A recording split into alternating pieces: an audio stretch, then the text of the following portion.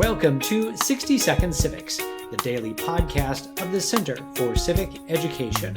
I'm Mark Gage. Today, we introduce our American Legacy series on women's rights with a look at the Seneca Falls Convention of 1848. We're joined by special guest Lisa Tetrault, Associate Professor of History at Carnegie Mellon University. Dr. Tetrault, could you provide us with a little background about the Seneca Falls Convention of 1848? What was the purpose of the gathering and who attended?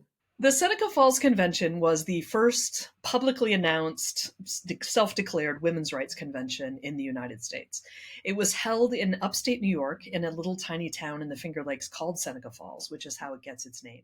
It was not premeditated. Some friends, particularly Lucretia Mott, a very prominent abolitionist, and her sister traveled into Seneca Falls to have a tea party with friends. And in the course of this tea party, the larger national discussion that had been taking place about the fact that women's public role in reform, in abolition, and in many other things was quite oppressive, led these women to decide that they were going to hold a women's rights convention. They did so 5 days later, after putting a little announcement in the local newspaper, and they worried that no one might show up.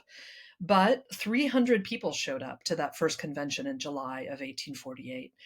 The organizers were Lucretia Mott, her sister, Martha Coffin Wright, and Jane Hunt, Mary Ann McClintock, and the soon-to-be very famous Elizabeth Cady Stanton, who was living there as a newlywed, but was not yet herself a very prominent a reformer, but would soon become one.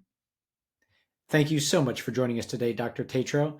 That's all for today's podcast, 60 Second Civics, where civic education only takes a minute.